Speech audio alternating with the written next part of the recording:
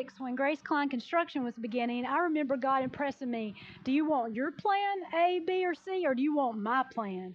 The thing is, I thought I trusted God, but I trusted my plan A, B, and C, and not God's plan. Business and life with Jesus is never intended to be segmented.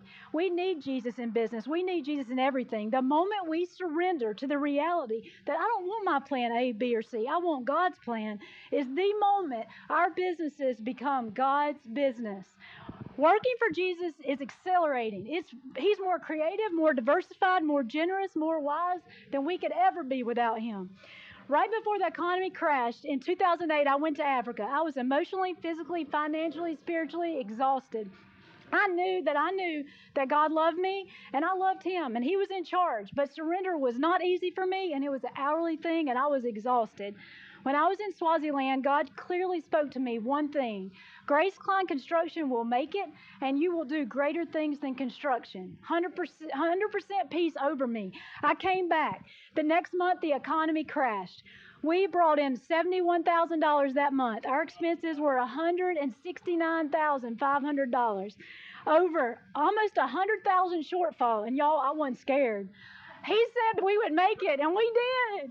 The very week the economy tanked, I was spending time with Jesus, and He told me to take all the money out of our investment account. I thought that was crazy. That was an insane thought. That was not a human thought. So I started to think maybe God was meaning it. Jason came home from work that day and nonchalantly told me, take all our money out of our investment account. I'm like, I better call that finance guy before we change our mind.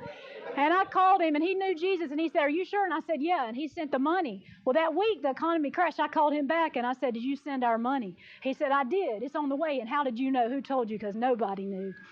And I said, God is the wisest business investor you will ever know. And if God starts talking to you about money, you better listen to Him.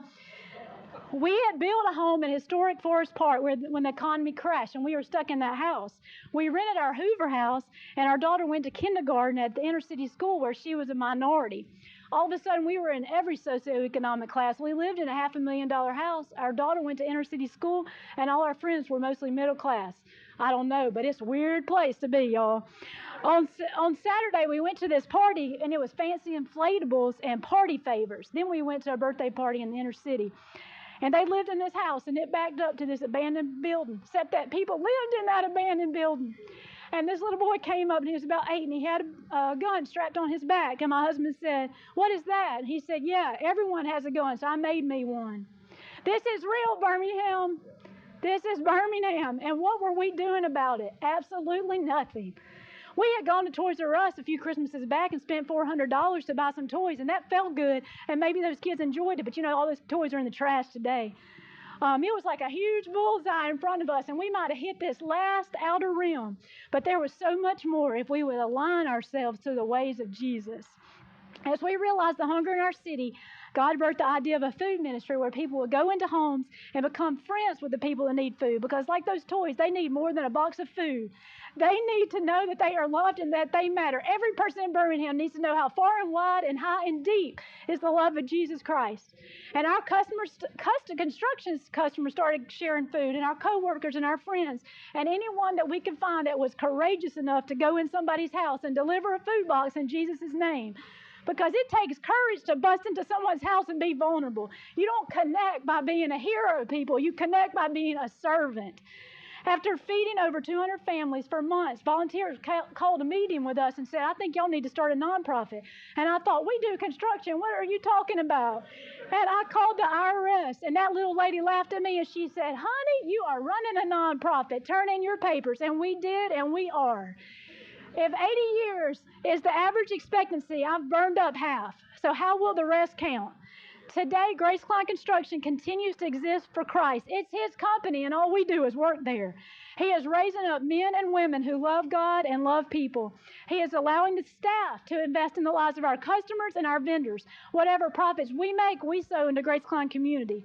What is Grace Klein Community? Grace Klein Community means little gift from God. When you give an apple or a cucumber or a loaf of bread to somebody, that's a little gift from Jesus. But you know what? Jesus will blow their mind so much that they say, why are you doing this? And then you tell them the big gift, and that's Jesus. We exist to give Jesus away. He is everything. We are emulating and teaching the early church concept of sharing. If we all share what we have, we all have what we need. That's straight up from the Word of God. It may be sharing money, time, resources, gifts. We encourage all our recipients that get food to be volunteers too, because if you come over here and say, I'm a giver, or over here and I'm a taker, then you miss the whole definition of sharing, and you will lose out on what community is. We do not experience the fullness of Jesus. If we all huddle in here and turn our circle inward and think about ourselves and the great impact we're going to make in Birmingham, it will never happen. But if we stand up and put our arms back and we grasp our hands and we face out, then all of us will see every need in Birmingham. And with our hands holding each other up like Aaron and Hur did for Moses, we will do it. We will see the people of Birmingham come to know Jesus. We will see our employees walk in the truth. We will see the hearts of customers change because of our humility. We will see Jesus here on earth, and he will use us as his people. Jesus is in us, and if we share his hope with this lost world, then they will get it, y'all. Everyone has pain. You look around this room, we're looking good, but this room is full of pain, and it is full of struggle, and we're a bunch of broken people in need of one great somebody who gave everything for us, and we get to listen to each other. We get to pray for each other. We get to grab somebody's hand and say, listen, he is enough. He did this for me. This is my story. It happened. His word, his love, and his faithfulness never die. They endure forever. Don't miss the get tos because you think it's a have to. We get to. Let us surrender our businesses again to Jesus, y'all. Just put it back on the table and hold on for the ride. We don't need plan A or B or C. His plan is good and it is enough. And this is our prayer. For Christ we toil, struggling with all his energy that he powerfully works within us.